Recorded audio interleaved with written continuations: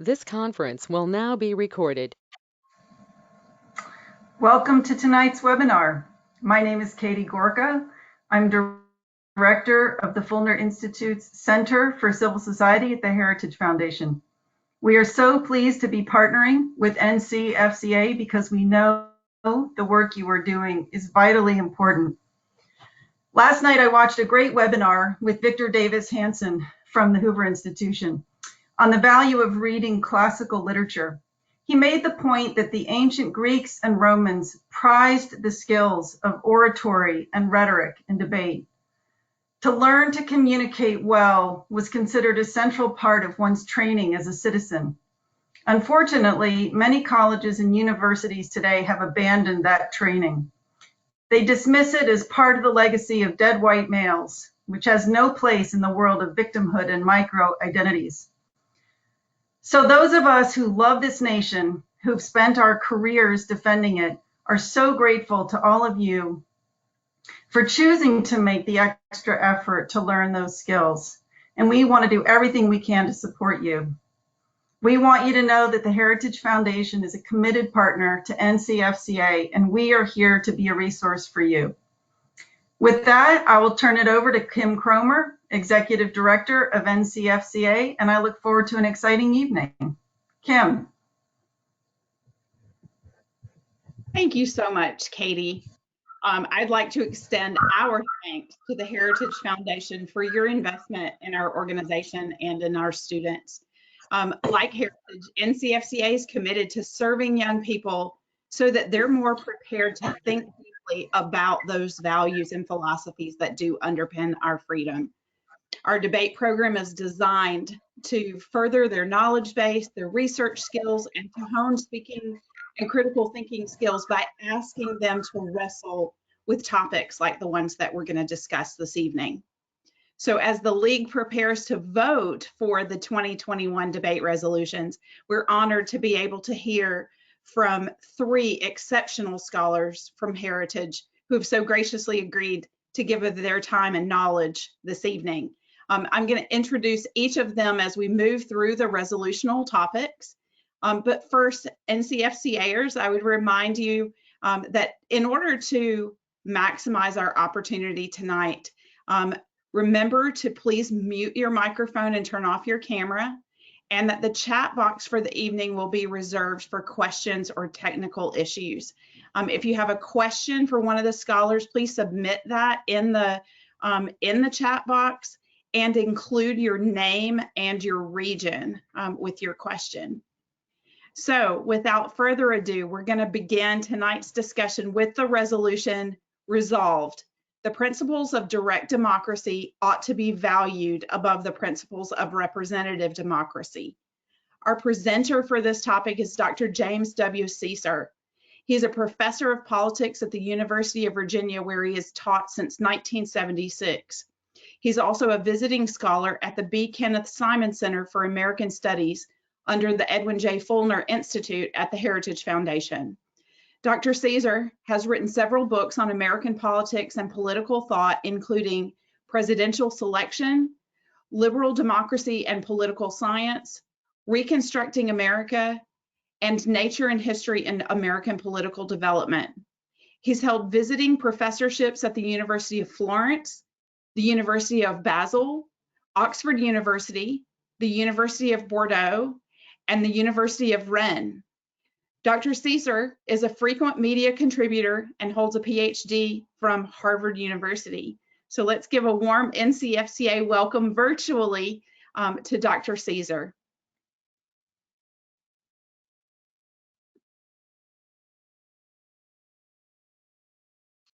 Okay.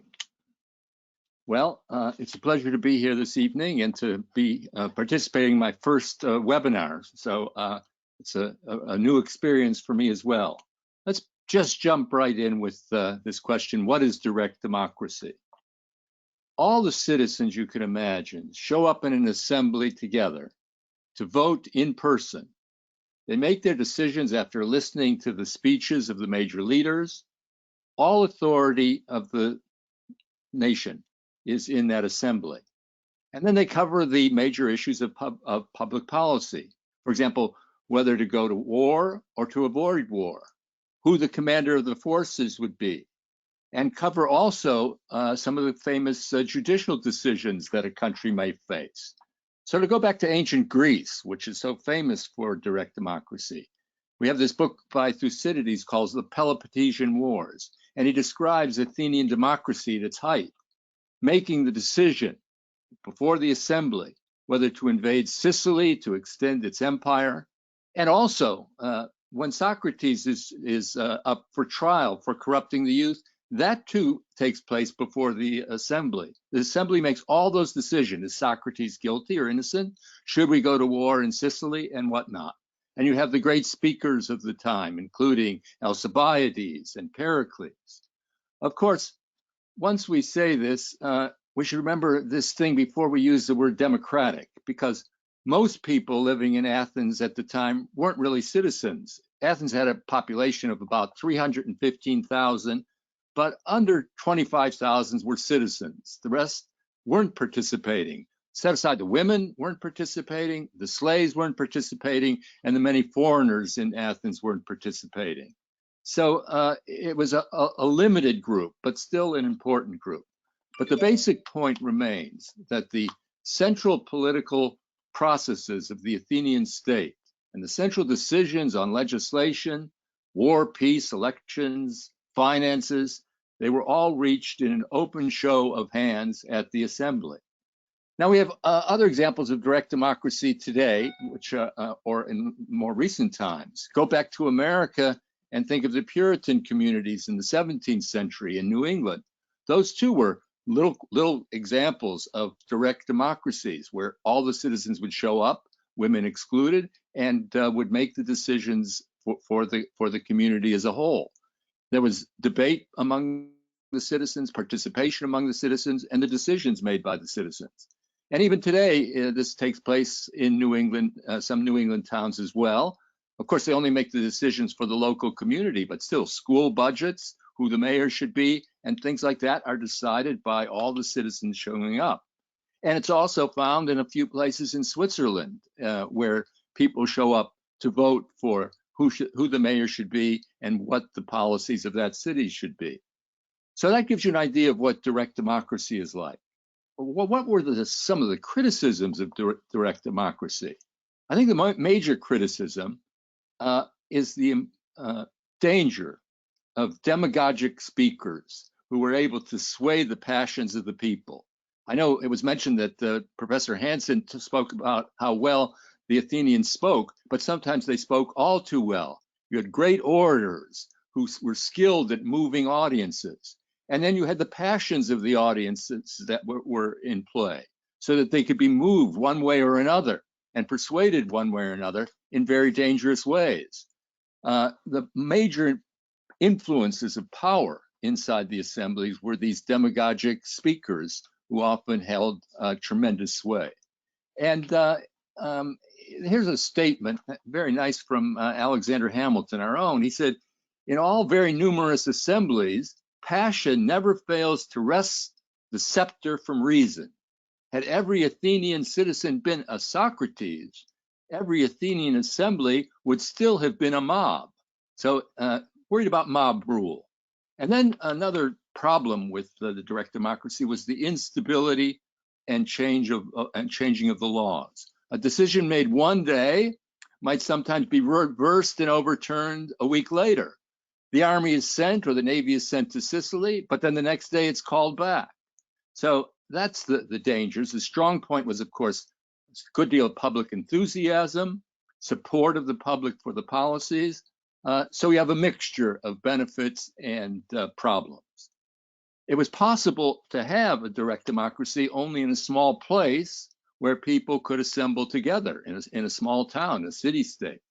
So some form of democracy, direct democracy in a large republic is impossible. We imitate direct democracy a little bit, or try to, by things like the recall and the referendum, which are used in many of our states, but they're really not the same things because the citizens aren't meeting together and the citizens aren't exchanging their views together. Or people said maybe you could use a Gallup poll as an example. You take a poll, you get an idea of what the citizens are thinking, and that should be. But again, the citizens aren't deliberating in any way together. All you have is the poll.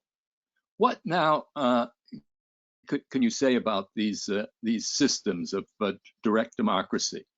The Anti-Federalists, the one who opposed the Constitution, they in many ways favored something like direct democracy, only they couldn't get it in a large republic. But they did all sorts of things to imitate this. They had small election districts. They had annual elections so that you could watch your representatives very closely. They had this expression that where annual elections end, tyranny begins. So they were always watching the representatives and looking for ways to instruct the representatives to tell them how they must vote. Well, let's now turn to representative democracy. It's a democracy in some sort, but it's a democracy of a very different kind. It's proud and happy to restrict direct democracy. I think you could say, you read through the Federalist Papers, and in many respects, our founders were opponents of direct democracy, opponents of too much democracy. Democracy is still accepted as an idea, direct democracy is as an idea, but there have to be restrictions. So what were the restrictions that were imposed? Well, institutionally, there were very different ideas of how this should proceed. You should have representatives, though influenced by the public, were never bound by the public. A representative was voted by citizens, but he was allowed to vote at his own. He was a trustee to make his own decisions, not the decisions of the electorate. Of course, he's influenced by the fact that he wants to win the election again, but there he is. He makes up his own mind, free from the dictates of the public. And it's also the case that the judicial power was never been put into the hands of the public. It's always handled very directly. And then the various institutions in direct democracy, they have staggered terms amongst each other, they check each other. In short, the founders make clear that while they respect democracy, they want to limit it and make sure that it doesn't go too far and that we don't have the dangers of democracy. So what are the justifications for this limitation on direct democracy? The idea is that people tend to elect people better than themselves, not always, but on average. When people run for office, they put forward what their good foot is, why they would be a good spokesman for their community, not just an average person. Another idea is the representative can be experts in many things. The people are out working and doing everything every day, but the representative has a chance to become an expert. And I think most important of all is the representative can deliberate. That is, he can sit and listen to what others say, hear what others are saying, become knowledgeable about various issues, and apply all that knowledge and expertise to the benefit of decision making. So those are some of the great advantages we have of representative democracy. Each thing has something to offer for it, but the representative democracy is the system that we've chosen in the United States. Thank you.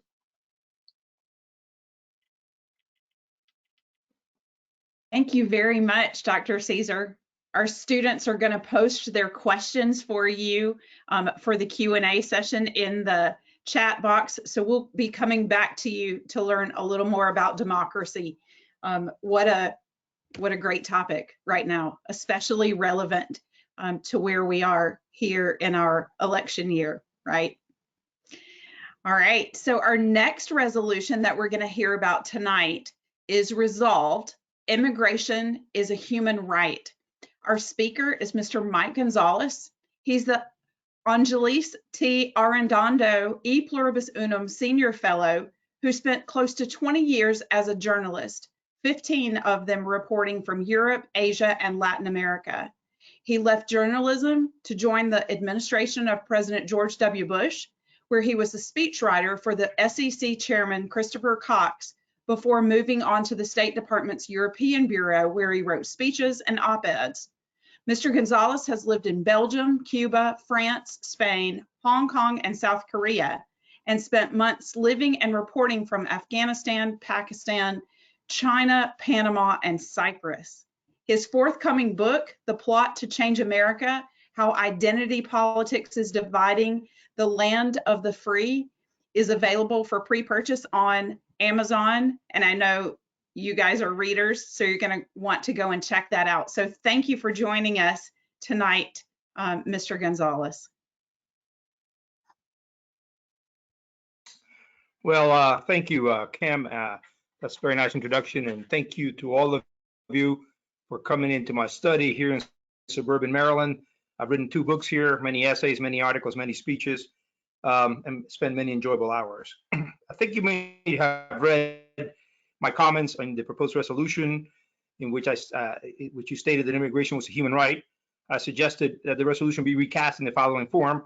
Everyone has the absolute and indisputable right to leave the country of their birth or where they reside, but that does not give them the right to enter any other country without the permission of that country. The citizens of other countries have rights too, just as property owners have rights. In other words, I believe there's a right to emigration, but not a right to immigration. Let me explain. Part of the confusion arises from the fact that over the last 100 years, we've had an evolution over what rights are.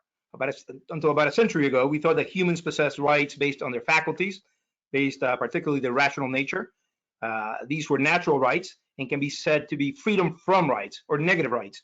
These are rights men and women have as a result of their very nature. They predate government, they predate politics, they predate the nation state. We are born with the ability to speak, so we have a right to speech. We have the right to defend ourselves from aggression, the right to life. We have the right to private property so that we may eat and shelter ourselves. To Jefferson, the right to property was founded on, quote, our natural wants and in the means with which we are endowed to satisfy these wants.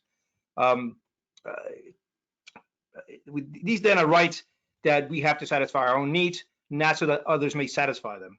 We have the right to life, property, assembly, and life until somebody, as in a bad government, takes them away from us. And these natural rights are best exemplified. They find their culmination codified in the Declaration of Independence and our Constitution, especially the Bill of Rights. The latter understanding of rights, what you call human rights, what we call human rights, are best codified and exemplified in the United Nations Universal Declaration of Human Rights, which was ratified in 1948. It has led to a proliferation of rights because it has no limiting principle. We can say that immigration is a human right, and if enough people say it, then it becomes a right, but not because it's based on anything else. We have a very good paper at Heritage by Peter Myers, and he explains that therein the Declaration includes not just the rights of life, liberty, and security of a person, but a whole panoply of so-called human rights that includes, among others, rights to work, just remuneration, rest and leisure, social security, marriage, education, and participation in cultural life. The Declaration does not recognize immigration as a human right, but Articles 13, 14, and 15 do recognize some related rights, such as quote, the right to freedom of movement and residence within the borders of each state. That is a sentiment I agree with because it accords with natural rights and natural rights understanding, and also recognizes that everyone has a right, that the Declaration also recognizes that everyone has a right to leave any country, including his own. Again, I agree with that for the same reason. That is simply a statement of the natural right of free association. Only bad governments ban people from leaving. East Germany had a wall to keep people in. Article 15 of the Declaration also states that people have the right to change their nationality. Again, I agree with that. So did the founding generation, which famously fought the War of 1812 to prevent England from seizing American sailors at high seas. His Majesty the King believed that everyone born on British soil was his subject for life, who had no right to stop being British. That is a denial of the right to free association, and I'm against it. The founders were against it. But the Declaration introduces into the world, and on a big platform, the idea of positive rights. And again, these have no limiting principle. And if one day we say we want to add immigration, there's nothing to stop us from adding it. Let's see what else positive rights do.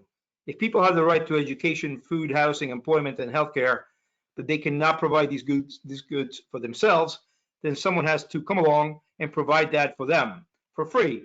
So these rights enjoin someone else to work for free. And these proliferating rights, Myers reminds us, the difficulty is that rights claims cannot proliferate indefinitely without at some point becoming self-negating. In a situation in which everyone has a right to everything, as Thomas Hobbes said, there can be no justice.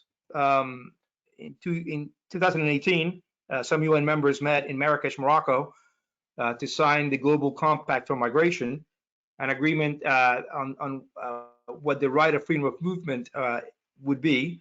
It came close to declaring immigration a human right, and several nations, including the United States, voted against it, and 12 others abstained, and I believe that was the right thing to do. If we care about rights, if we care about rights as we understand them, the right to free speech, the right to life, the right to protect our lives, the right to have a private property, we need sovereign states, as these entities are best at protecting them, as Professor Caesar explained when he was discussing democracy. Sovereign states are territorially defined, which means borders, and borders have to be inviolable. In democracies, these sovereign states have leaders that must periodically seek the consent of the governed. It can be replaced if they fail to protect the rights of citizens. That is really the best way to protect rights, not to keep adding more and more rights and saying this is a human right. Everybody has a right to it. We can actually see a situation in which all the natural rights could be threatened by the immigration of people who have no tradition of caring, of respecting such rights. This is why I always advocate that any immigration package should include programs to assimilate newcomers to the mores and cultural habits of their new country. But let's, even outside the bounds of natural rights, let's just live in the world of positive rights. They would also be impinged upon by thinking of immigration as a right. If one believes that people have a right to food, housing, healthcare, or education, for example, then the government must provide these benefits by taxing other people, obviously. But a universal right to immigrate would quickly exhaust the state's ability to provide food, housing, healthcare, education, etc. to the people. I hope this gives you an overview of why I believe that immigration is not a right, let alone a human right, and I would be very happy to answer your questions later. Thank you very much. Thank you so much, Mike. This is another topic that's so very relevant for us to understand, not only for the policy development and application in our own country, but for those that are initiated around the world.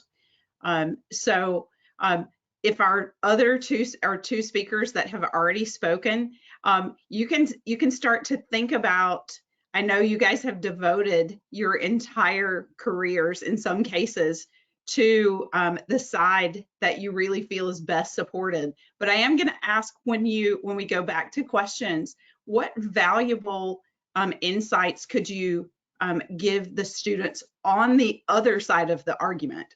So that'll just give you something to think about while we're getting final with our last topic that we're going to talk about tonight. That resolution is resolved: in democratic elections, the public's right to know ought to be valued above a candidate's right to privacy. It almost feels like that's ripped from the headlines, doesn't it? Our presenter tonight is Mr. Hans von Paskowski. He is an authority on a wide range of issues, including civil rights, civil justice, the First Amendment, immigration, the rule of law, and government reform.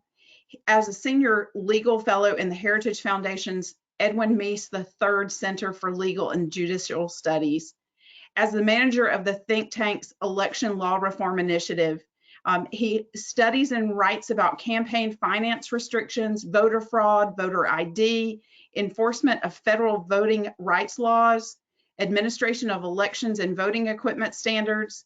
He's a former member of the Federal Election Commission, and President Donald Trump appointed him to the Presidential Advisory Commission on Election Integrity in 2017.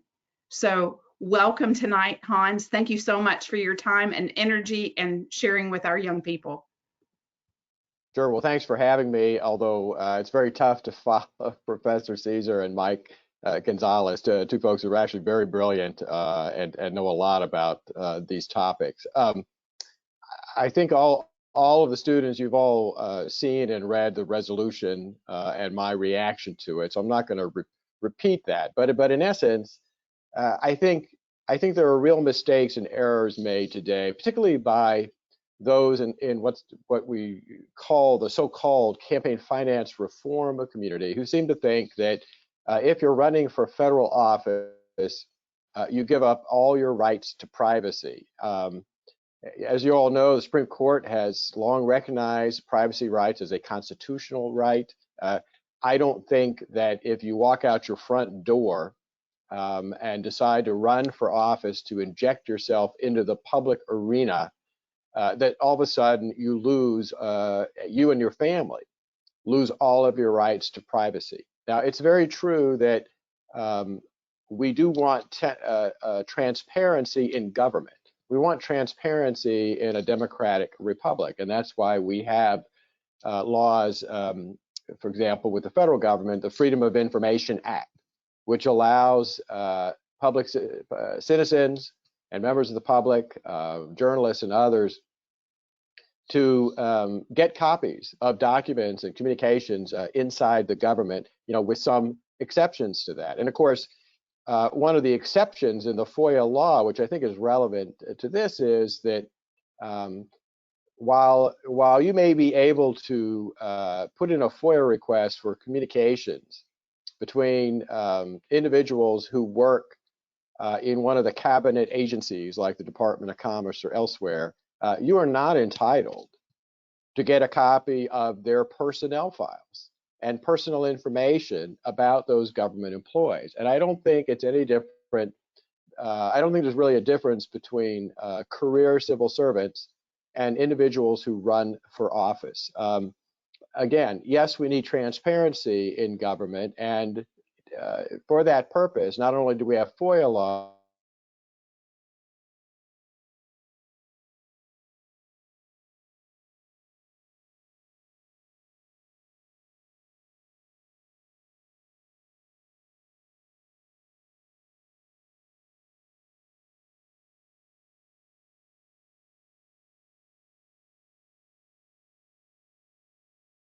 inside the government.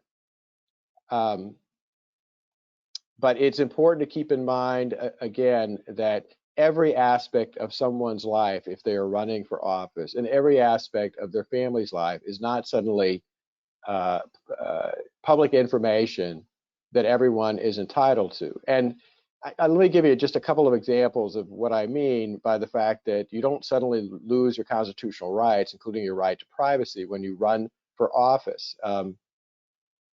One of the things that folks should keep in mind is that the Supreme Court has said on numerous occasions that the First Amendment most definitely applies to the rules that we've been putting in place for the last 40 years governing campaign finance. In other words, starting in the 1970s, Congress passed a whole series of laws that govern the raising and spending of money by candidates when it comes to federal elections. So people running for Congress, people running for the presidency have to disclose who they're raising money from and how they're spending that money. But one of the things that the Supreme Court has said is that all of those rules and regulations have to comply with the First Amendment. The right to engage in political activity, the right to engage in political speech without restrictions that will prevent you from doing that. And one of the rules that Congress, for example, tried to put in the 1970s was a rule that limited the amount of money that a candidate could spend if he or she wanted to run for Congress or run for the presidency. And one of the things that the court said when they threw that out was they said that when you limit the amount of money that a candidate spends, you are limiting their ability to speak politically. Why? Well, look, it costs money to rent a hall to speak to citizens. It costs money to send out political brochures that tell voters what you think about the issues facing the country. So if you're limiting the money that a candidate can spend, you are limiting their First Amendment rights. And the court said you cannot do that.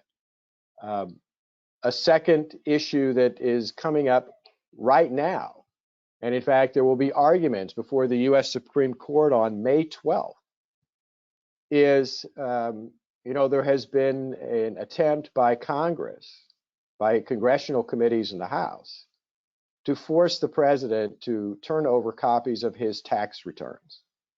Tax returns are something that you speak to any average American, they'll tell you that is private. No one has a right to that information. And in fact, federal law protects the privacy of our tax returns, and in fact, punishes folks who work for the IRS if they disclose tax returns. The Supreme Court is going to hear oral arguments on the attempts of the House of Representatives to force the president to turn over his tax returns. And again, the fact that, for example, Donald Trump is the president does not mean that he loses all of his rights to privacy, including his tax returns. This is a balancing act. Yes, I think the public is entitled to particular information about candidates if it's relevant to the job and the duties they will have if they are in office. But there is a lot of other information about candidates that the public is not entitled to do just because someone has decided to take up the duties and obligations and responsibilities of running for office. Thanks. Hans, that was very, very helpful. The questions are flowing in because our kids really want to know more about what you guys have shared with them tonight. They want to kind of pick your brains. I know we would all love to be together, and maybe one day we will get the opportunity to do that. I will use this chance before we move on to Q&A to encourage NCFCA students to apply for a program that the Heritage Foundation is sponsoring called the Academy. You all got an email about it again yesterday, so go ahead. I know their deadline is coming up, I believe, tomorrow evening to apply for that. It's a great program that would allow you to develop your knowledge base and your leadership skills. So if you have any questions about that, of course, you can email our office and we'll be able to share that with you as well. So with that, I would love to invite all the speakers back onto the screen with me, and I'm going to start with questions. And I'm looking at pages of questions for you all, so we will jump right into that and get as many of those answered as we can. Dr. Caesar, if I can start with you. There's a question, it's a two-part question. Are there any modern examples of a direct democracy, and what values or arguments would actually support that idea of a direct democracy? Yeah, one of the problems with direct democracy, if it's going to be pure direct democracy, it has to take place in a very small territory where all can get together. And that's impossible in large nation states, which is why that pure form can only exist, let's say, at a local level inside a New England town, or in Switzerland inside of a small town. It can't it can't include an entire nation state. So that's a little bit of a difficulty with this. Nonetheless, what was the second part of the question? The second part was what value or argument would be used if you were going to argue for a direct democracy?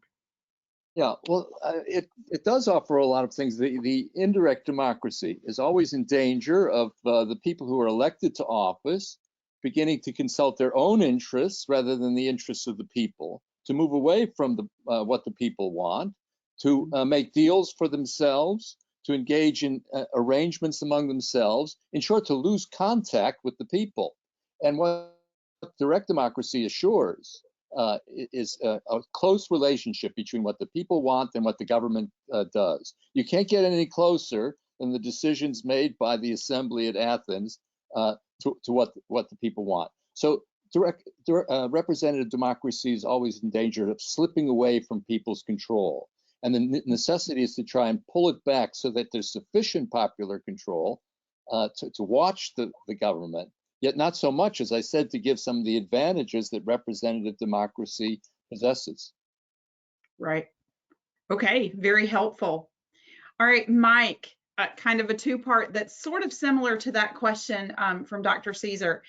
If you had to argue that immigration is a human right, are there any values that you would put forward? Did you say emigration or immigration? Immigration. I am. I am. I would be hard put to argue that side, because it is almost an impossibility to consider that immigration. Imagine that the whole country of France has the right to move into the United States. That obviously that is an abduction, argument, but it shows you why it cannot happen. Why in my mind, immigration as a right cannot be contemplated for very long without realizing that it runs out of ground. Mm-hmm. Okay. Can I say something about this? Because Mike and I often write together about this.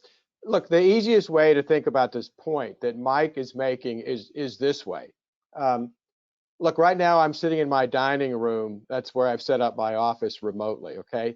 If I throw a dinner party and I have a series of guests who I have invited into my house, that's the equivalent of our legal immigration system, where we approve the individuals who are going to be guests in our country and perhaps eventually become part of the family. Those who say that immigration is a human right and they should be able to get into any country, that's like people who have not been invited to my dinner party showing up at my front door and barging into my dinner party and saying, well, you didn't invite me, but I've got a right to be here. And that, I think, it's a metaphor, but I think actually it expresses the idea very well on that issue. Sure. Yes, that's a helpful example. Go ahead, Mike. Just to add to that, even states, like I lived in Hong Kong 8 years. Hong Kong has a very small welfare state, very de minimis. But even Hong Kong has some welfare, and it would exhaust the ability of in all governments, even our own. After the revolution, we decided that people who were truly destitute would be helped, because that's what a society has to do when it arrives at a compact. But that completely dissolves once you have completely open borders. It doesn't last 5 minutes. Right. Okay. Very helpful. Let's see, Hans, coming back to you. Is there any democratic philosophy that states that the individuals running for office lose their right to privacy?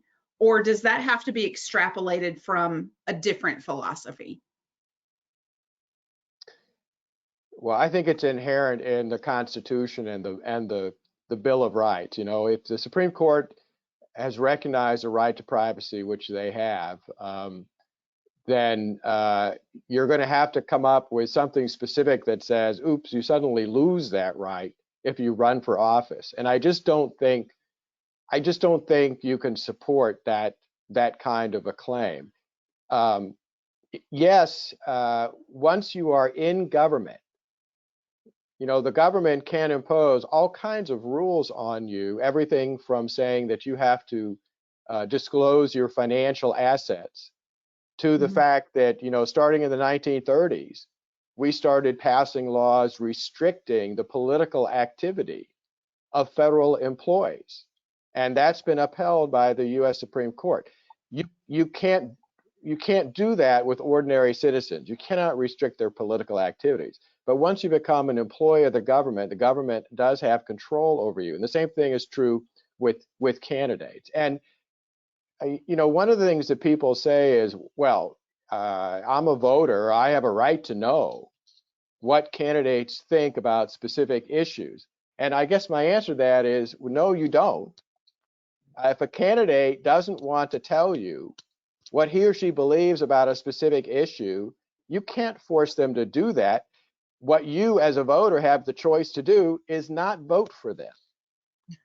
That's the answer. The ballot box is the answer. If you don't like the fact that a candidate won't disclose information about their family or their finances, fine, don't vote for them. But you don't have a right, I don't think, under our Constitution, to force them to make those kind of disclosures. Okay, very helpful. Dr. Caesar, coming back to you for just a minute. Is there a risk of mob rule, kind of tyranny of the majority with a direct democracy? Well, I believe there is. I believe that's one of the great problems of direct democracy. As I mentioned earlier on, you have these excellent speakers who are masters, or could become masters of moving a crowd and getting a crowd to obey their and follow their wishes. And that always creates the risk of a mob. And if you've seen a lot of large meetings, political meetings, you see that this is always possible, that a large group of people can be whipped up to a frenzy to have a certain view. It's not their sober judgment that's governing, it's their passions that's governing. So that's one of the arguments that has been made against direct democracy. As I mentioned, the control of, let's say, dangerous popular leaders or demagogues who temporarily move an audience in one direction or another. The power of persuasion certainly does shift, doesn't it? Shifts populations. So it certainly does. And of course, as Hansen had mentioned, they studied rhetoric in ancient times. And the rhetoricians were the people who moved from place to place. They engaged with the young men who were politically ambitious.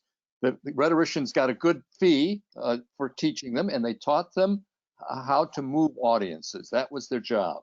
So they were super political consultants. Right. All right. Mike, on the topic of immigration, would sovereignty restrict random people from entering the nation? Yes, no, there's a right. It's a right of refusal. The state, in the ideal case, we're talking about an elected government, which expresses, as Professor Caesar said, through indirect democracy, through representative democracy, expresses the will of the people.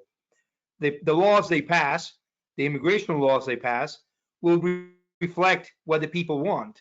And absolutely, a state, we may not like it, I'm an immigrant, but a state has a right to say, no, we don't want so many of you. We want perhaps a more mixed immigration population, or we want people from this country and not this country.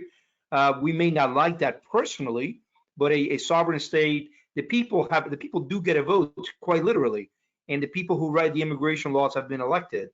And yes, that is part of sovereignty. It is part of being a nation state. Are refugees and asylum seekers covered under immigration by definition or in concept? No, it is a different case. Somebody actually wrote the case of the St. Louis, which is a horrible case. If anyone knows about it, it was this boat that came from Germany, and it was parked in the Bay of Havana for months. And then the president of Cuba didn't let them in. They came to the United States. They were not allowed here either. They were sent back to Germany, where many of them met a horrendous end. They should have. They should have been refugees. They were not. These are not immigrants. These were people who were literally escaping a sure death. Mm-hmm. And that makes a difference in that concept. Well, it is a statutory. It's not. Right. It's a statutory right, and it doesn't mean that the different countries can help people in such frightful situations in different ways. But it is a statutory right that if you're deemed to be a true refugee, then there are rights that you are accorded that are different. This is a completely different case. We're talking about a very small number of people compared to, granting 7 billion people the right to roam freely around the globe. And look, our asylum law, the federal statute on this was designed in such a way to provide asylum to people who are being persecuted or fear persecution because of their political beliefs, their religion, other reasons like that. It is not designed to give asylum to individuals because the country they're living in is poor, or perhaps it has a great deal of criminal violence. Those are not grounds for asylum in this country. And there are some countries have broader asylum laws than ours, but ours is actually a pretty good statute, and we do provide asylum to a lot of individuals. But you have to be very careful that is not misused in a way to get around the other rules and laws that we have governing legal immigration. Yeah, it'd be sad actually if something that is necessary for people like the St. Louis situation, if that were abused and it became a backdoor to normal immigration, and then that very important right would go away. Okay. So Hans, kind of springboarding on that, when the right to privacy from earlier and the need for transparency clash with one another, Right. what values should guide our decision making? Well, that's a very tough question, and it's often a balancing act. And I'll give you an example of what I mean by that. Look, in the 1970s, again, through the campaign finance laws that we passed, Congress passed, governing federal elections, they decided that they wanted to make sure that candidates disclosed everyone giving them money. So if you give more than $200 to a federal candidate, your name, where you live, and who your employer is has to be disclosed. Now, the problem with that is that when I tell folks, ordinary people, that they have the ability to go to the website of the FEC and look up their next door neighbor and find out who they contribute money to, people are always shocked at that because they think that should be private. Nobody else should know who I give money to, and particularly that can be bad for folks who are in a job they can't afford to lose. Because, I might be a Democrat and I work for a firm that has a lot of Republicans who might get angry if they know that I'm giving money to a Democratic candidate, or vice versa. So on the one hand, people say, well, we need disclosure because we want to know who's giving money to candidates. But on the other hand, that is an infringement of the rights of individual citizens. And for folks who think this can't be used in a bad way, when I was at the FEC, the Federal Election Commission, we were contacted by a woman who was desperate to have her name taken off the public disclosure forms. Why?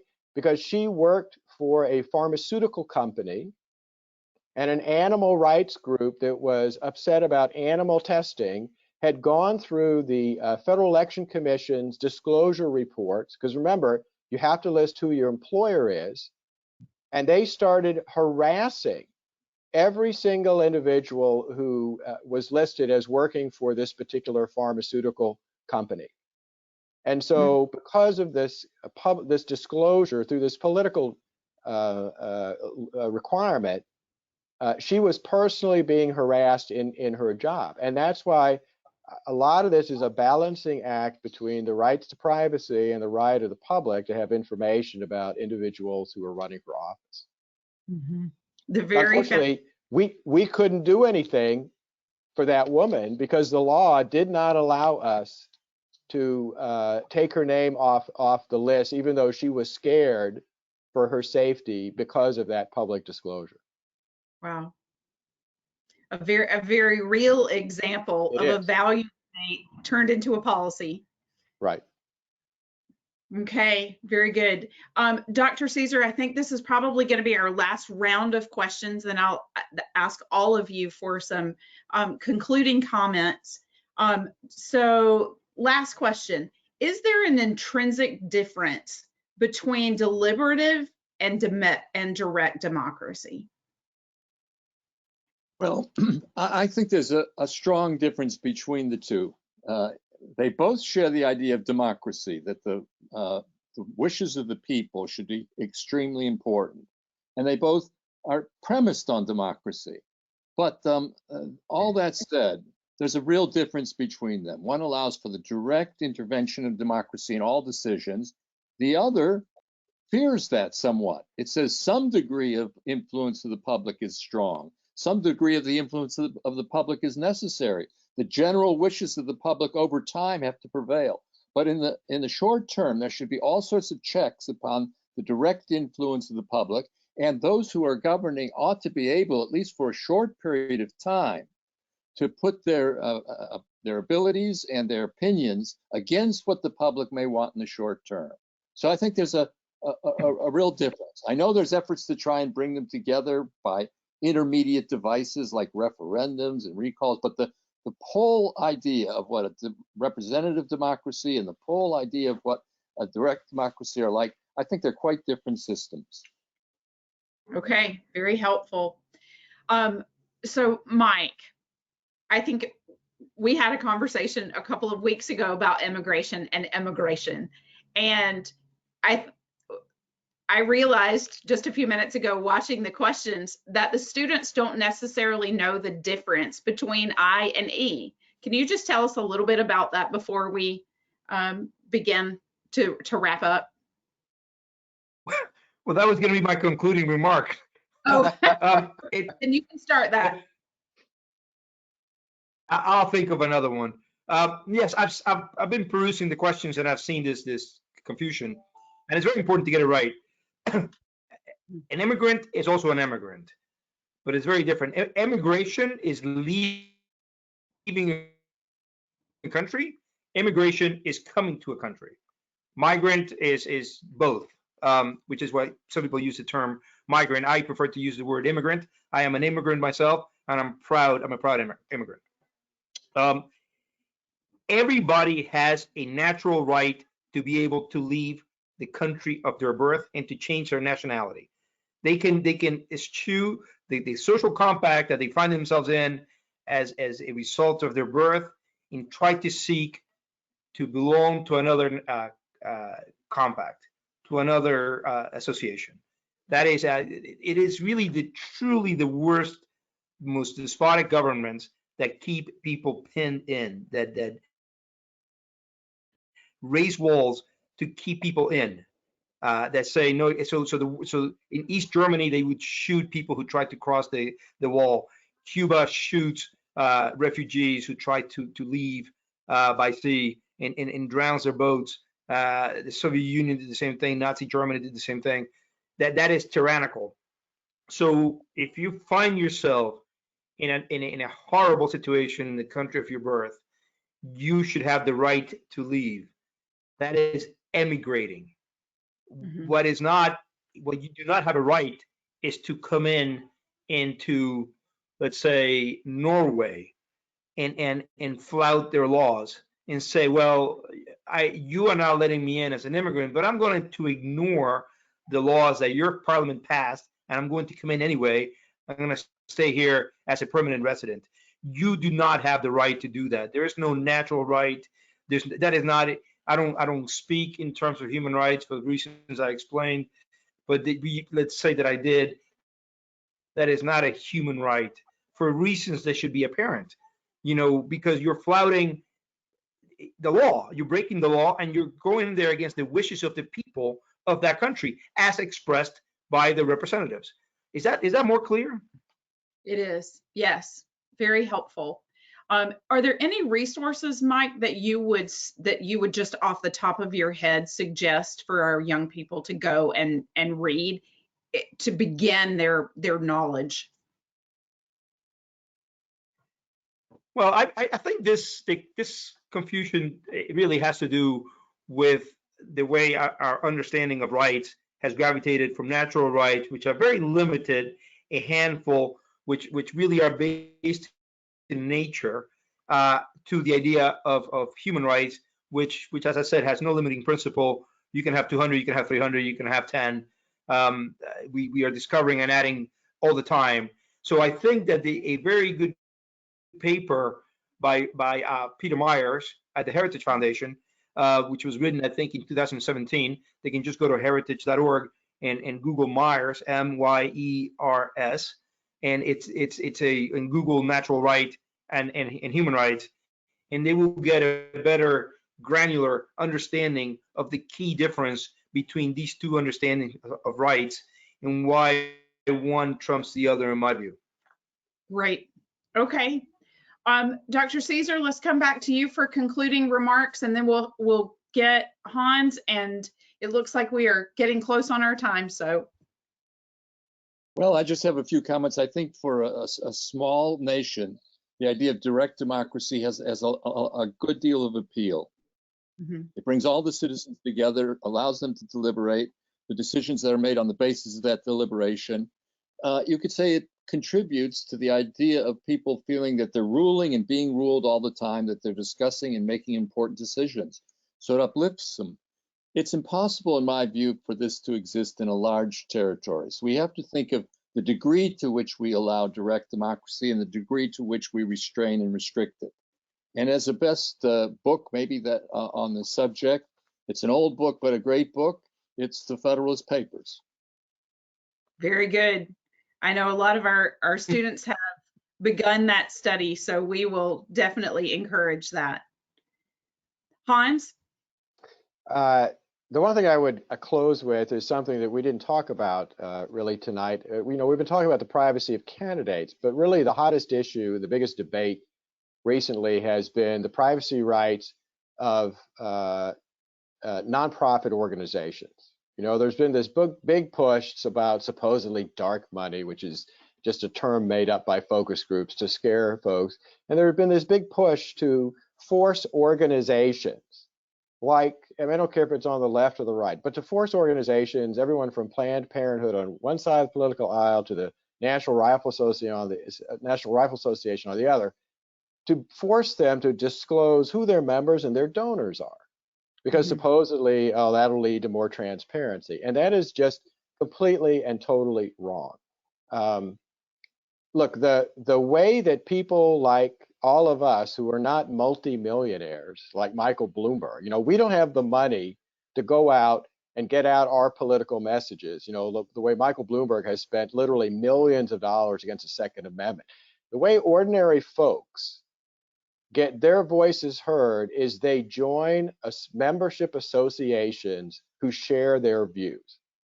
If you believe in Second Amendment rights, you join the NRA because it combines the voices of ordinary Americans to push for rights and to push on issues that they believe in.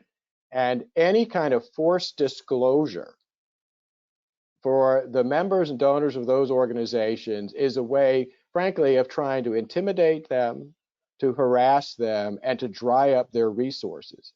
And one of the best things about the American Republic is the fact, and Alex de Tocqueville wrote about this when he wrote his great book about democracy in America in the early 1800s. He said that one of the greatest things about Americans was their willingness to associate together, to put together associations, to do everything from push their political beliefs to building schools and libraries. And we should not do anything to damage that ability to form associations and to act, because those associations help the most everyday ordinary Americans push forward the views that they think will help this country the most. Thanks. Gentlemen, thank you so much for your time, for your energy. Your experience is so invaluable, and our students are going to vote from the 3 topics tonight. Our voting will end tomorrow evening, so I'll let you guys know maybe on Monday. I'm not sure when we're going to tell the affiliates, but maybe I'll tell you guys first. Thank you again for sharing your information with us and really contributing to the understanding of a value and really how to think about all the sides of that. NCFCAers, you may visit heritage.org/events to find out more about some webinars that they have online. There are some other sessions. And again, I'd encourage you to go ahead and apply for the Academy Leadership Program. So thank you again, Heritage Foundation, for your support, for your encouragement, and I wish you all a good evening. Thank you. Thank you.